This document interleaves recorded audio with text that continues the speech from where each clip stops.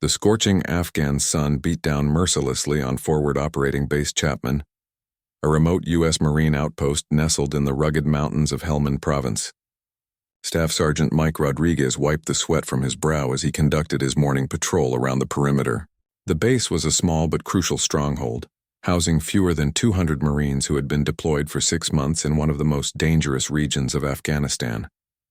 It was during this routine morning sweep that Rodriguez first spotted the dog.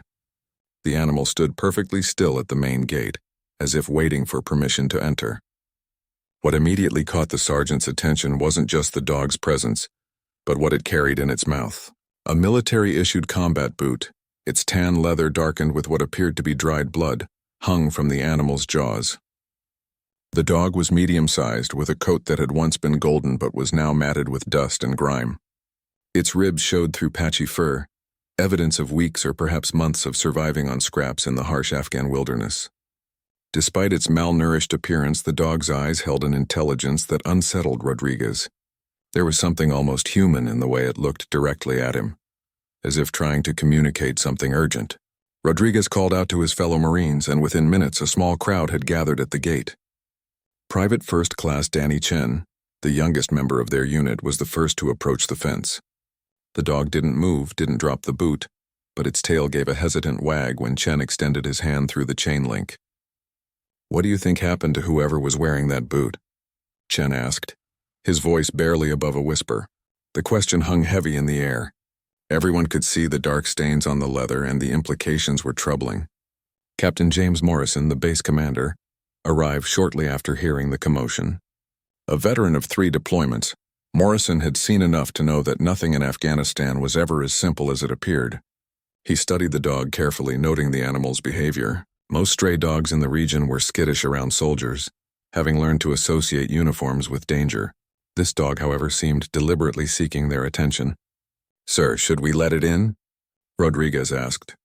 Base regulations were strict about animals. Disease, rabies, and security concerns made contact with local wildlife inadvisable. But there was something about this situation that felt different. Morrison noticed something else that made him pause. The boot wasn't just any military footwear. The specific model, the way the laces were tied, even the pattern of wear on the sole, these were details that suggested it belonged to an American service member. U.S. forces had been operating in this region for months, conducting patrols and reconnaissance missions in the surrounding valleys and villages. The captain made a decision that would change everything for the small base. "Open the gate," he ordered, "but keep your weapons ready and watch for any signs of aggression." As the heavy metal gate swung open with its familiar creak, the dog stepped forward without hesitation. It walked directly to Morrison and gently placed the blood-stained boot at his feet. The animal then sat back on its haunches and looked up at the captain with those same intelligent, almost pleading eyes. Dr. Sarah Williams, the base medic, knelt down to examine the boot more closely. Her face grew serious as she studied the stains. "This blood is old, maybe a week or more," she announced. "But there's a lot of it." She carefully picked up the boot, turning it over in her hands. Inside, she found something that made her breath catch, a set of dog tags. The name on the tag sent a chill through everyone present. Corporal Marcus Thompson, United States Marine Corps. Thompson had been reported missing in action 5 days earlier during a reconnaissance patrol in the mountains. His team had been conducting surveillance on suspected Taliban movements when they came under heavy fire. In the chaos of the firefight and subsequent evacuation, Thompson had become separated from his unit. Search and rescue operations had been launched immediately, but the mountainous terrain and continued enemy activity had made comprehensive searches nearly impossible. Helicopters had scoured the area for 3 days before the mission was officially classified as recovery rather than rescue. The harsh reality was that after 5 days in Taliban-controlled territory, the chances of finding Thompson alive were virtually zero. Yet here was this dog, carrying Thompson's boot and somehow finding its way to their base. The nearest village was 12 miles away through treacherous mountain paths. How had the animal managed to navigate the dangerous terrain to reach them? And more importantly, what had happened to Corporal Thompson? Morrison gathered his senior staff for an emergency briefing. The intelligence officer, Lieutenant Sarah Park, spread maps across the table marking the last known position of Thompson's patrol and the possible routes the dog could have taken to reach the base. The calculations were staggering. The animal would have had to travel through at least 3 different Taliban-controlled valleys to reach them. "There's something else," Dr. Williams added during the briefing. I examined the dog more closely. It has what appears to be a bullet graze on its left shoulder, recently healed, and there are scratches on its paws consistent with traveling long distances over rocky terrain. The implications were becoming clearer. This wasn't just a random encounter with a stray animal. The dog had been with Thompson when something happened. It had somehow acquired his boot and then embarked on an incredible journey to bring it to the nearest American base. As the day wore on, more details emerged. The dog, whom the Marines had begun calling Scout, displayed remarkable behavior. It refused to eat the food offered by the soldiers until Chen, showing remarkable intuition, served it from a metal mess kit rather than placing it on the ground. Scout also showed signs of military training, responding to basic commands and showing familiarity with military vehicles and equipment. The most compelling evidence came when Scout was shown photographs of various Marines from the base. The dog showed no reaction to most images, but when presented with a photo of Corporal Thompson, Scout's behavior changed dramatically. The animal whined softly, pawed at the photograph, and looked toward the mountains as if indicating direction. By nightfall, it had become clear that Scout wasn't just carrying Thompson's boot randomly. The dog was trying to tell them something, trying to lead them somewhere. The question that kept everyone awake that night was whether Thompson was still alive, and if so, how much time they had left to find him. Captain Morrison couldn't sleep that night.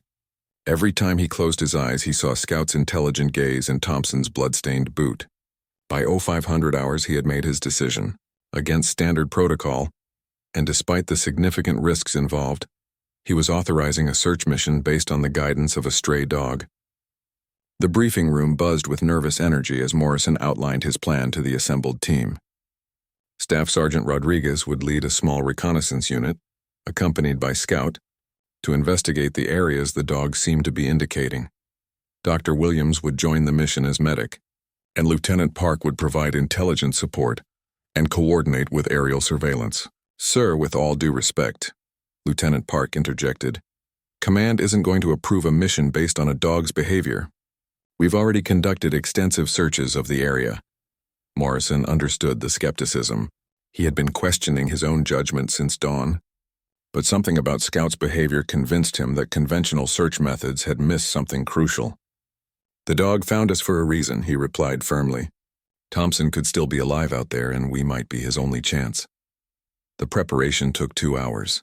Scout seemed to understand that something important was happening.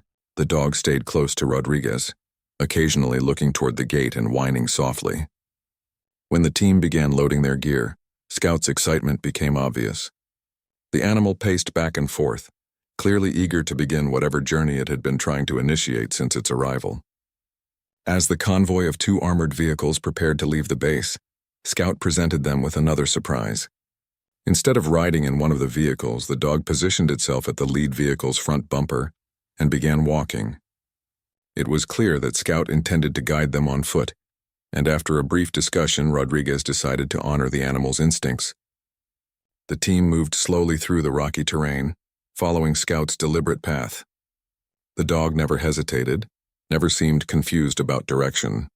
It led them away from the standard patrol routes, taking them through narrow valleys and across difficult terrain that would have been challenging for a full military unit to navigate. After 3 hours of careful progress, Scout stopped at what appeared to be an unremarkable cliff face. The dog began pawing at loose rocks near the base of the cliff, whining and looking back at the Marines. Rodriguez approached cautiously, his weapon ready. What he discovered changed everything. Hidden behind a natural rock formation was the entrance to a cave system that didn't appear on any of their maps. The opening was narrow, barely wide enough for a person to squeeze through. Scout immediately began trying to enter the cave, but Rodriguez held the dog back while his team assessed the situation. "This could be a Taliban hideout," warned Private Chen, scanning the area with his rifle scope. "Could be booby-trapped." Dr. Williams examined the ground around the cave entrance more carefully. "There are old bloodstains here," she announced. "And look at this." She pointed to scratches in the rock near the entrance, scratches that could have been made by someone trying to widen the opening or perhaps signal for help. Scout's behavior became increasingly agitated as the team debated their next move. The dog clearly wanted to enter the cave immediately. Finally, Rodriguez made the decision to investigate. Chen, stay here with the vehicles and maintain radio contact. Williams, you're with me. We go in light and fast. The cave entrance was even more challenging than it appeared. Rodriguez had to remove most of his gear just to squeeze through the opening. Scout disappeared into the darkness ahead of them, and for a moment Rodriguez feared they had lost their guide. Then they heard it, a sound that made both Marines freeze in their tracks. Someone was coughing inside the cave. Rodriguez switched on his tactical flashlight, illuminating a narrow tunnel that opened into a larger chamber about 20 feet ahead. Scout's barking echoed from somewhere in that direction, and now they could hear what sounded unmistakably like a human voice, weak, but definitely calling out. "Thompson? Corporal Thompson, is that you?" Rodriguez shouted as they moved deeper into the cave. The response was barely audible, but it was clearly human. "Here. I'm here." The chamber they entered was larger than expected, with several passages leading deeper into the mountain. Scout had positioned himself next to a figure lying against the far wall, partially hidden behind fallen rocks. As Rodriguez's flashlight beam fell on the person, he could hardly believe what he was seeing.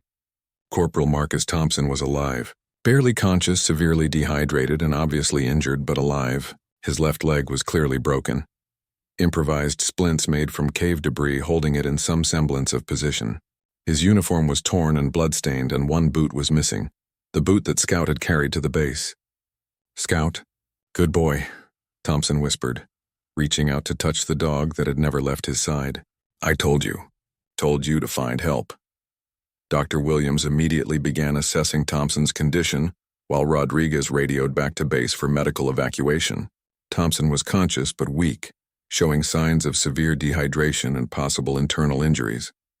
His leg was definitely broken, and Williams suspected he might have a concussion from what appeared to be shrapnel wounds to his head. As Williams worked to stabilize Thompson, the full story began to emerge. Thompson's patrol had been ambushed 5 days earlier, while conducting surveillance in a village 12 miles away.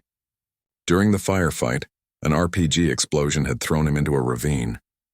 When he regained consciousness, he found himself trapped in this cave system with a broken leg and no way to signal for help. Scout had appeared the second day, apparently following Thompson's scent or the sound of his voice. The dog had somehow found a way into the cave through a different entrance and had stayed with Thompson, sharing the small amount of water that dripped from the cave ceiling, and even bringing small amounts of food, scraps that the dog had scavenged from somewhere. "I gave him my boot," Thompson explained weakly. "Wrote a note, put it inside, told him to find Marines." Dr. Williams checked the boot that Scout had carried and found Thompson's note, written on a piece of cloth torn from his uniform. "Wounded Marine in cave system. Dog knows the way. Please follow." The medical evacuation took 4 hours. Thompson's injuries were serious enough that he couldn't be moved quickly, and the cave entrance was too narrow for a stretcher.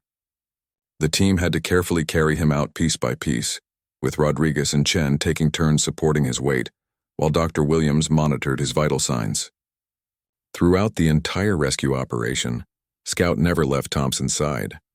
When they finally emerged from the cave, the dog rode in the evacuation helicopter, refusing to be separated from the Marine he had saved. The flight back to the main forward operating base was tense. Thompson drifted in and out of consciousness, but each time he woke, his first concern was for Scout. "Don't leave him," he kept repeating. "He saved my life. Don't leave him." As the helicopter touched down at the medical facility, Thompson was rushed into surgery. His injuries were extensive: a compound fracture of the left leg, 3 broken ribs, a mild concussion, and severe dehydration. But he was alive against all odds because a stray dog had refused to abandon him. The medical staff initially tried to keep Scout away from the surgical area, but the dog's distress was so obvious that Dr. Williams convinced them to make an exception. Scout waited outside the operating room for 6 hours, refusing food and water until Thompson was out of surgery and stable. Word of Scout's heroic rescue had reached the highest levels of military command and captured international attention. Major General Patricia Hayes, commanding officer of coalition forces in Afghanistan, arrived at the medical facility for an unprecedented visit to meet both Thompson and Scout personally. The visit would prove to be a turning point in their story. General Hayes was known for her no-nonsense approach to military operations, but even she seemed moved by Scout's presence. The dog, somehow sensing the importance of the meeting, sat at perfect attention beside Thompson's hospital bed, his intelligent eyes focused on the general throughout their conversation. "Corporal Thompson, your story and Scout's actions represent the very best of military courage and loyalty," General Hayes began. "However, we face some complex regulatory challenges regarding Scout's future status." The challenges were significant. Military working dogs followed strict protocols for training, health certification, and behavioral assessment. Scout had never been through official U.S. military certification, despite his apparent training with Canadian forces. There were concerns about liability, medical coverage, and the precedent that would be set by officially recognizing an uncertified animal. Dr. Williams had prepared a comprehensive medical and behavioral assessment of Scout for the General's review. "Scout has demonstrated exceptional intelligence, discipline, and life-saving capabilities," she reported. "His health is excellent. His behavior is exemplary, and his bond with Corporal Thompson has been therapeutically beneficial for both his physical and psychological recovery." Lieutenant Colonel Sarah Rodriguez, the base's legal officer, outlined the regulatory obstacles. Under current military regulations, Scout cannot be classified as a military working dog without completing formal certification programs. However, his demonstrated capabilities and documented life-saving actions create an unprecedented situation. General Hayes listened carefully to all perspectives before making a decision that would surprise everyone in the room. "I'm authorizing an emergency classification for Scout as a provisional military working dog, pending formal evaluation. This will allow him to remain with Corporal Thompson while we develop a proper assessment protocol." The decision was groundbreaking. Scout would become the first dog in modern military history to receive provisional military status based solely on demonstrated heroic actions rather than formal training certification. The designation would provide legal protection for Scout's continued presence with Thompson, while allowing military officials time to develop appropriate protocols. Thompson's relief was obvious, but the general wasn't finished. "There's more, Corporal. The President of the United States has personally reviewed Scout's story. You and Scout are being awarded the Purple Heart for wounds received in action, and Scout is receiving the first ever Animal Medal of Honor for extraordinary heroism in combat." The ceremony took place 3 weeks later at the main coalition base in Kabul. Media representatives from around the world gathered to witness the historic event. Thompson, still walking with a cane from his leg injury, stood proudly beside Scout as General Hayes presented the medals. "Today we recognize not just the heroism of Corporal Marcus Thompson, but also the extraordinary courage and loyalty of Scout, a dog who refused to abandon a wounded warrior and whose actions directly saved a human life," General Hayes announced to the assembled crowd. Scout wore a specially designed military collar for the ceremony, complete with his new dog tags identifying him as Scout Thompson Provisional Military Working Dog. The sight of the dog sitting at perfect attention during the medal presentation brought tears to the eyes of seasoned military personnel. The international media coverage was unprecedented. Scout's story appeared on front pages of newspapers worldwide, and video of the medal ceremony was viewed millions of times online. Letters of support poured in from around the globe, with offers of assistance, adoption requests, and donations to military animal welfare organizations. However, the attention also brought unexpected challenges. Animal rights organizations raised questions about the ethics of keeping Scout in a combat zone. Some military families whose own pets had been rejected from overseas deployments questioned why Scout was receiving special treatment. The controversy created pressure on military leadership to reconsider their decision. Dr. Williams found herself defending Scout's status to a review board convened to address the growing concerns. "Scout isn't just a pet receiving preferential treatment," she argued. "He's a proven lifesaver whose presence has measurably improved the morale and mental health of our wounded personnel. His therapeutic value alone justifies his continued presence." The review board also heard testimony from Master Corporal Dubois, who flew in from Canada specifically to support Scout's case. "This dog has been serving in combat zones for over a year," Dubois testified. He has more operational experience than many human soldiers. To remove him now would be a disservice to his proven capabilities. Thompson himself provided the most compelling testimony. Scout didn't choose to be here. He chose to save my life, and in doing so, he chose to serve. He's earned his place in this military more than anyone in this room. Taking him away from me now would be like taking away a part of my soul. The board's decision was unanimous. Scout would retain his provisional status and remain with Thompson for the duration of their deployment. However, they also established new protocols for evaluating other animals in similar situations, ensuring that Scout's case wouldn't create unmanageable precedents. The controversy had an unexpected positive outcome. Scout's story inspired the creation of the Military Animal Hero Foundation, an organization dedicated to supporting military working dogs and their handlers. Donations from around the world funded improved medical care, equipment, and retirement support for military animals. Scout's daily routine at the base became a model for integrating working animals into military operations. He participated in training exercises, assisted with base security patrols, and continued his unofficial role as a therapy presence for wounded soldiers. His behavior was so exemplary that several other bases requested permission to recruit similar animals. The dog's intelligence continued to amaze his human colleagues. Scout learned to recognize the sounds of incoming wounded personnel and would position himself at the medical facility entrance before helicopters even appeared on the horizon. He seemed to understand the different types of injuries and would adjust his presence accordingly, staying close for soldiers with psychological trauma, but maintaining respectful distance for those with severe physical wounds. Thompson's recovery progressed ahead of schedule, partly due to Scout's constant encouragement. The dog seemed to know exactly when Thompson needed motivation and when he needed rest. During physical therapy sessions, Scout would retrieve dropped items, provide stability during walking exercises, and even alert medical staff if Thompson was pushing himself too hard. "I've been treating combat injuries for 15 years, Dr. Williams confided to General Hayes during a follow-up visit. "I've never seen anything accelerate recovery like Scout's presence. Thompson's physical healing is remarkable, but his psychological resilience is even more impressive. That dog has prevented what could have been severe PTSD." As Thompson approached the end of his medical leave and prepared to return to limited duty, questions about Scout's long-term future became pressing.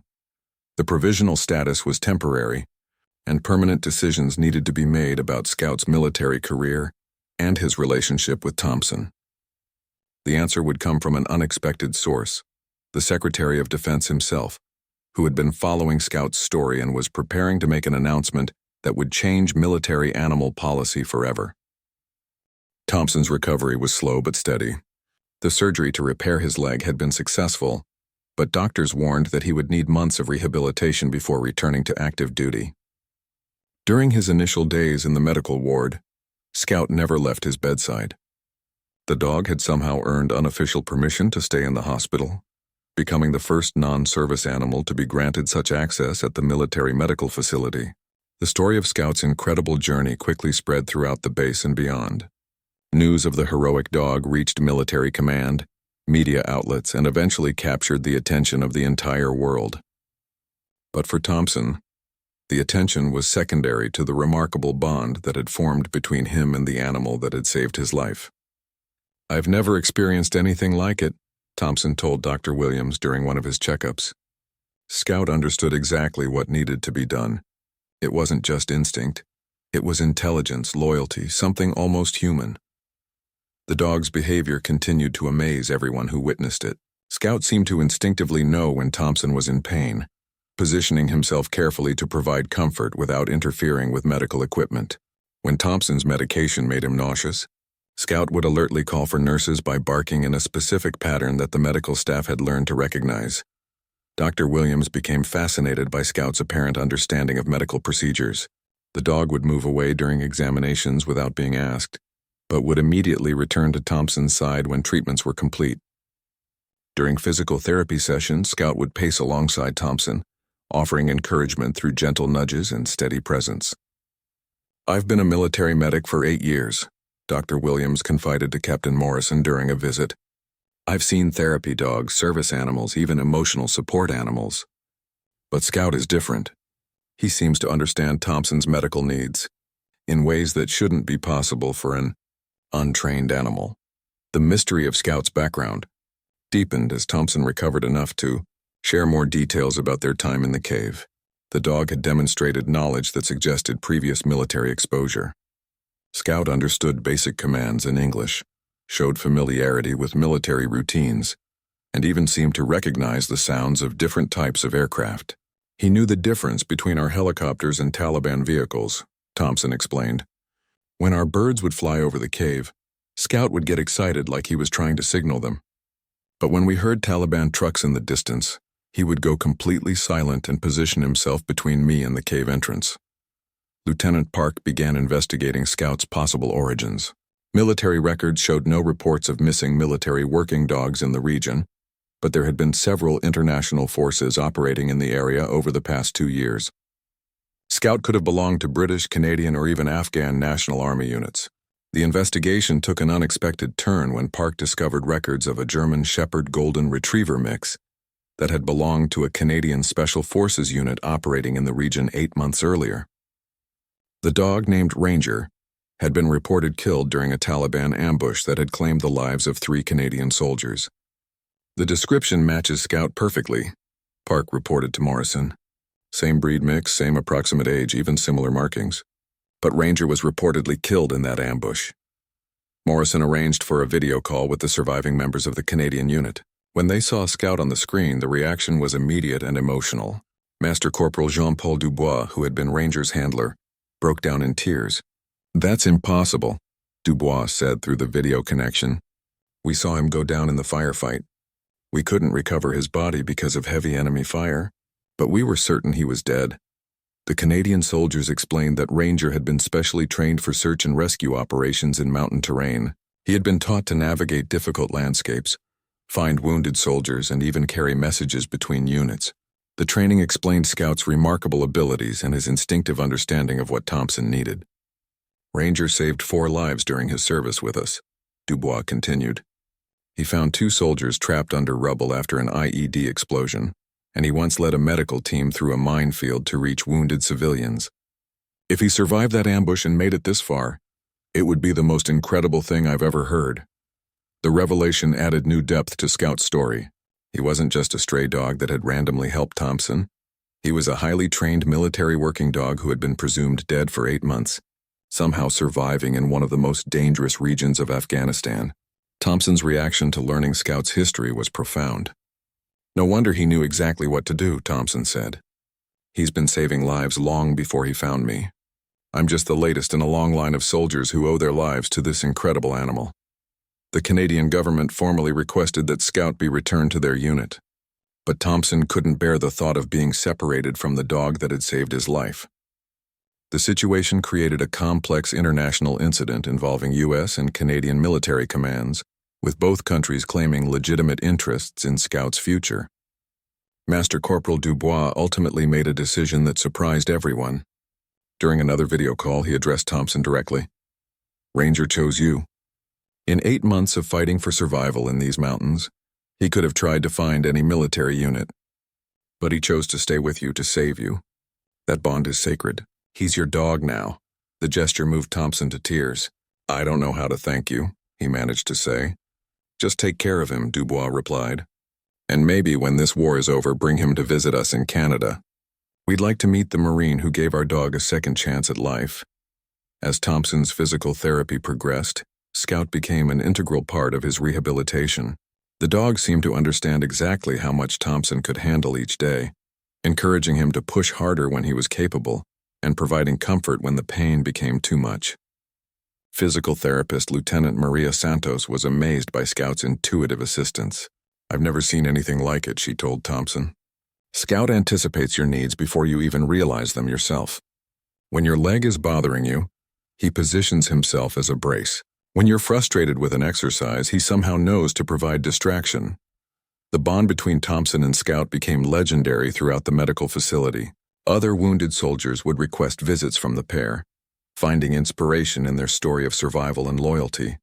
Scout seemed to understand his role as a therapy presence for other patients, offering comfort to soldiers dealing with their own injuries and trauma. Scout doesn't just belong to Thompson anymore, Dr. Williams observed. He's become a symbol of hope for everyone here. Soldiers who were struggling with their recovery suddenly have motivation again, just from seeing what Scout and Thompson accomplished together. As Thompson approached the end of his initial recovery period, questions about their future became pressing. Military regulations didn't typically allow for pet ownership during active deployment, but Scout's case was unprecedented. The dog had proven himself as more than a pet. He was a verified lifesaver and had demonstrated capabilities that rivaled official military working dogs. Secretary of Defense Robert Mitchell arrived at the Afghan base on a cold morning in late October, 6 months after Scout's dramatic rescue of Thompson. The visit was officially labeled as a routine inspection, but everyone knew the real purpose: to make a final determination about Scout's future and to establish new policies for military-animal partnerships. Thompson had returned to active duty 3 weeks earlier, with Scout officially assigned as his partner. The dog had exceeded every expectation during his provisional period, demonstrating capabilities that impressed even the most skeptical military officials. Scout's performance evaluations were consistently outstanding, and his positive impact on base morale was undeniable. Corporal Thompson, Scout, Secretary Mitchell began during their private meeting.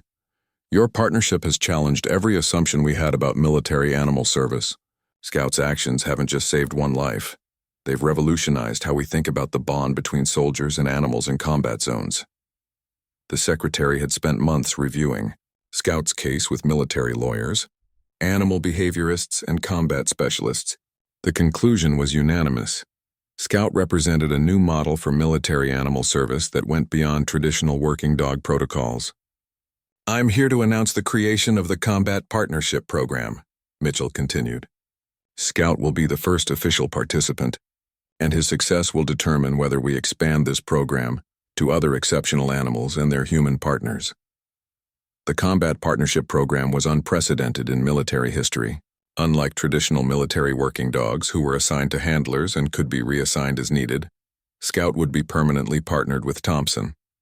The dog would receive full military benefits, including medical care, housing allowances, and even retirement benefits. Scout's new official designation was Combat Partner K9, a rank equivalent to Thompson's corporal status. The dog would wear a modified uniform during official duties, complete with protective gear designed specifically for his size and capabilities. Most importantly, Scout and Thompson would be considered a single unit for deployment and assignment purposes. The announcement ceremony took place in front of the entire base personnel. Scout, wearing his new military vest with combat partner insignia, sat perfectly still beside Thompson as Secretary Mitchell read the official orders. By the authority vested in me by the President of the United States, I hereby grant Scout Thompson permanent military status as America's first combat partner K9. His courage, loyalty, and demonstrated life-saving capabilities have earned him a permanent place in our nation's military. The assembled Marines erupted in cheers that could be heard across the base. Scout, seeming to understand the significance of the moment, barked once and wagged his tail, the first time anyone had seen him break his formal composure during an official ceremony. But Scout's story was far from over. His new status came with new responsibilities. Military intelligence had identified several missions where Scout's unique capabilities could save additional lives. His experience surviving in Taliban-controlled territory, combined with his rescue and tracking abilities, made him invaluable for specialized operations.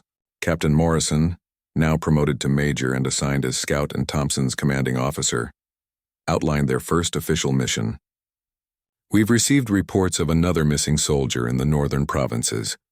The terrain is similar to where Scout found Thompson, and conventional search methods have been unsuccessful. The missing soldier was Sergeant Lisa Rodriguez, a combat medic whose helicopter had been shot down 3 days earlier during a medical evacuation mission. The crash site had been located, but Rodriguez was not found among the wreckage. Taliban forces controlled the area, making extensive ground searches extremely dangerous. Scout's proven ability to track wounded personnel and navigate hostile territory makes him our best option for finding Rodriguez, Major Morrison explained. This will be the first official test of the Combat Partnership Program under actual combat conditions. Thompson and Scout spent 2 days preparing for the mission. Scout underwent additional medical examinations to ensure he was physically ready for extended operations in harsh terrain. Thompson practiced specialized communication, signals that would allow him to direct Scout's search patterns while maintaining tactical silence in enemy territory. Dr. Williams provided Scout with a specially designed harness, equipped with GPS tracking, a small camera, and even a medical kit that the dog could carry to any wounded soldier he might find. Scout understands the difference between different types of injuries, she explained to the mission team. He'll know how to provide basic first aid until human help arrives. The mission launched before dawn on a foggy November morning. Thompson, Scout, and a small special operations team were inserted by helicopter into the mountains near the crash site. Scout immediately began working, his nose to the ground as he searched for any trace of Sergeant Rodriguez. The search area was treacherous. Steep cliffs, hidden caves, and constant threat of enemy contact made every step dangerous. But Scout moved with confidence, following scent trails that were invisible to his human companions. After 4 hours of careful movement, Scout suddenly changed direction, leading the team toward a narrow ravine that hadn't been searched by previous missions. Scout's behavior became increasingly excited as they approached a cluster of large boulders near the bottom of the ravine. The dog began pawing at what appeared to be a gap between 2 rocks, whining softly and looking back at Thompson with the same expression he had shown when leading them to the cave months earlier. Thompson carefully approached the area Scout was indicating. Hidden behind the boulders was another cave entrance, this one even more concealed than the one where Scout had been found. Fresh scratches in the rock and small pieces of torn fabric suggested that someone had recently taken shelter inside. "Rodriguez? Sergeant Rodriguez, are you in there?" Thompson called softly into the cave opening. The response was immediate but weak. "Here. I'm here. Can't move." Scout didn't wait for orders. The dog squeezed through the cave entrance and disappeared into the darkness. Within moments, they could hear Rodriguez's voice becoming stronger. "Oh my God. Where did this dog come from? How did you find me?" The rescue took 6 hours. Rodriguez had survived the helicopter crash but suffered a severe back injury that left her unable to walk. She had managed to crawl to the cave for shelter, but had been trapped there for 3 days without food or water. Like Thompson before her, she was severely dehydrated and showing signs of hypothermia. Scout's medical training became evident as he worked alongside Dr. Williams during the rescue. The dog seemed to understand the seriousness of Rodriguez's spinal injury, positioning himself carefully to provide warmth without putting pressure on her back. When medical equipment was needed, Scout would retrieve items from the team's packs without being asked. "This dog is incredible," Rodriguez whispered to Thompson as they prepared her for evacuation. "I thought I was going to die in that cave. Then suddenly this angel appears and starts taking care of me." The successful rescue of Sergeant Rodriguez validated every decision that had been made about Scout's military status.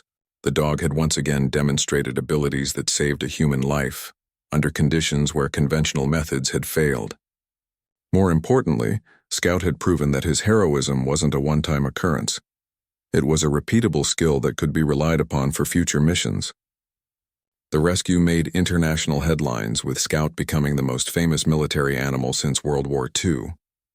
But for Thompson, the media attention was secondary to the pride he felt in his partner's continued service. "Scout isn't just my dog," Thompson told reporters after the mission. "He's my partner, my brother, and proof that heroism comes in all forms. He's saved 2 lives now, and I know there will be more. That's what he was born to do." As winter approached in Afghanistan, Scout and Thompson received orders for their next assignment, training other human-animal partnerships for the expanding Combat Partnership Program. Scout's methods and abilities would be studied and, where possible, replicated with other exceptional animals. 2 years after Scout first appeared at the Marine base carrying Thompson's blood-stained boot, the Combat Partnership Program had grown beyond anyone's expectations. Scout and Thompson had successfully completed 12 rescue missions, saving 8 additional lives and revolutionizing military animal operations. Their partnership had become the gold standard for human-animal teams in combat zones.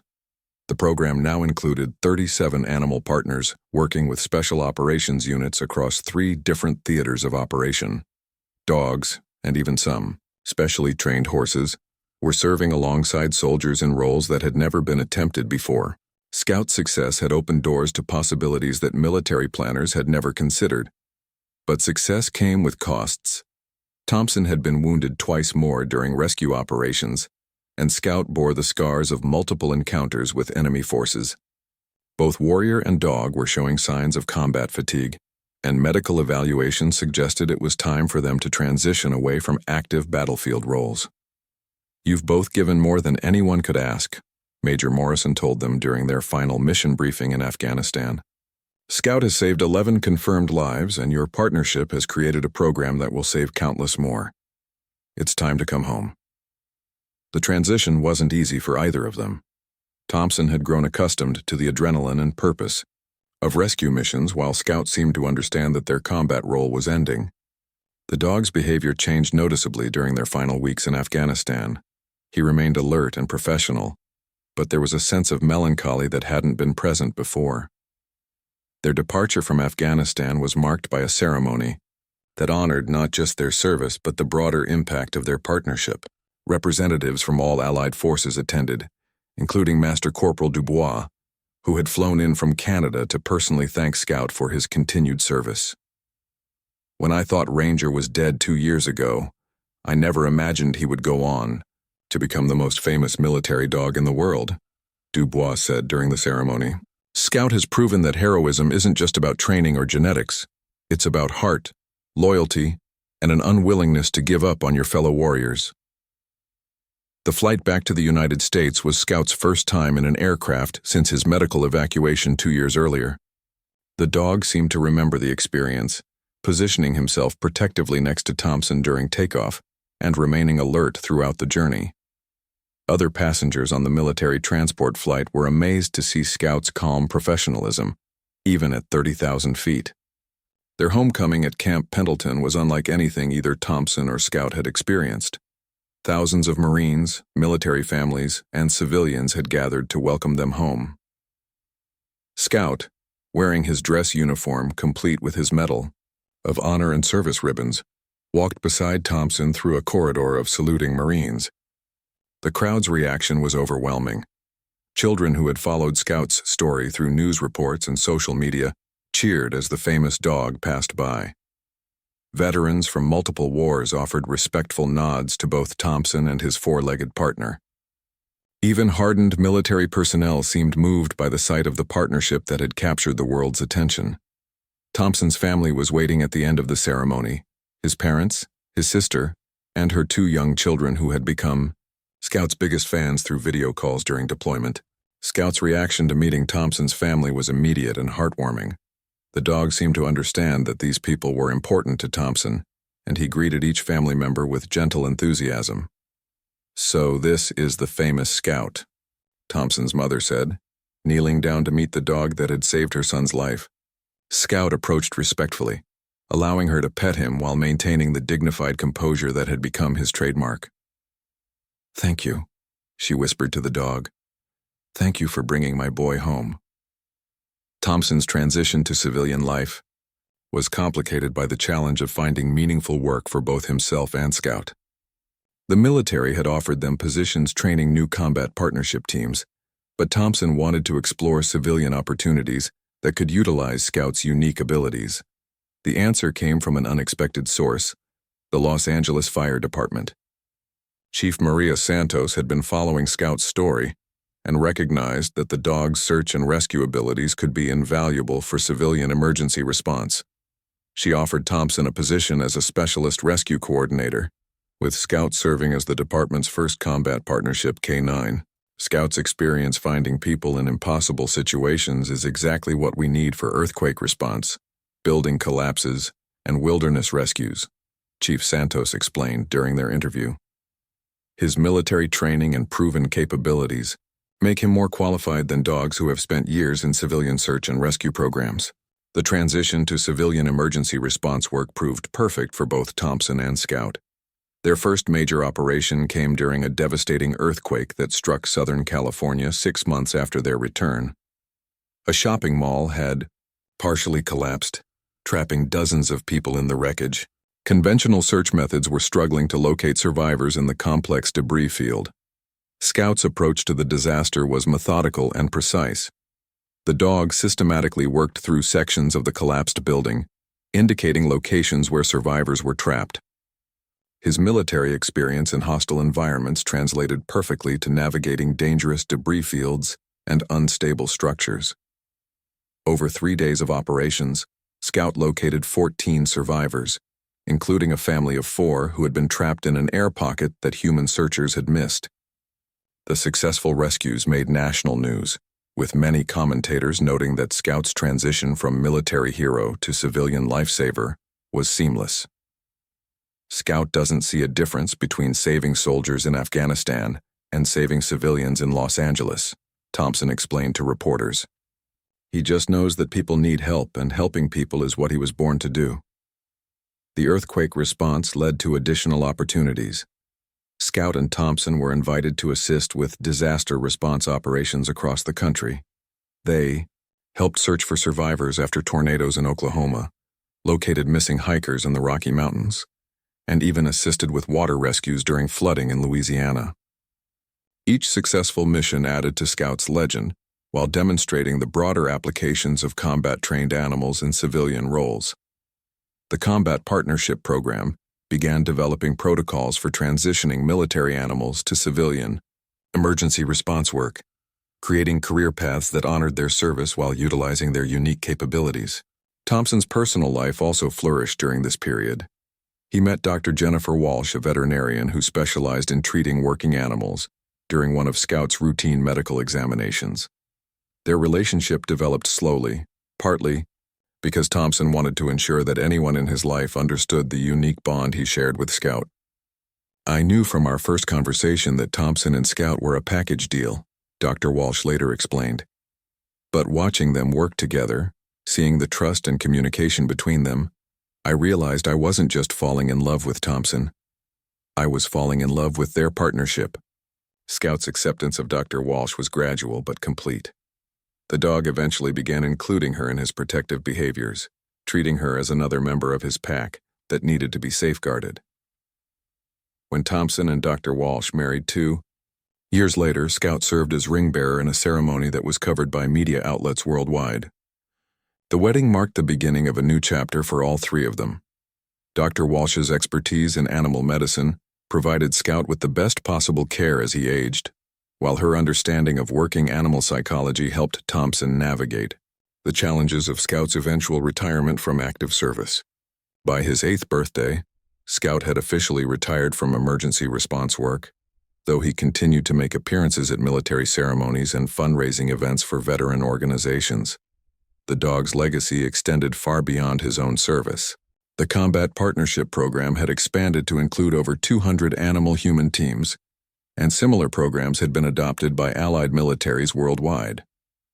Scout's final years were spent in peaceful retirement at Thompson and Dr. Walsh's home in California, surrounded by the family that had grown to include 2 children who considered Scout their protective older brother. The dog maintained his dignified bearing until the end, passing away peacefully in his sleep at the age of 12, surrounded by everyone who loved him. Thompson's eulogy at Scout's memorial service, attended by hundreds of people whose lives had been touched by the remarkable dog, captured the essence of their partnership. Scout taught us that heroism isn't about size or species or formal training. It's about refusing to give up when someone needs help. He showed us that loyalty, courage, and love can overcome any obstacle. Scout didn't just save my life. He showed all of us what it means to serve others without expecting anything in return. Today, a statue of Scout stands at the entrance to the Combat Partnership Training Center at Camp Pendleton, with an inscription that reads, "In memory of Scout Thompson, Combat Partner K9, who proved that heroes come in all forms, and that the bond between warrior and partner knows no limits." The Combat Partnership Program continues to thrive, with new teams graduating every month and deploying to serve in both military and civilian roles around the world. Each team carries forward the legacy of a stray dog who appeared one morning carrying a bloodstained boot and changed military history forever.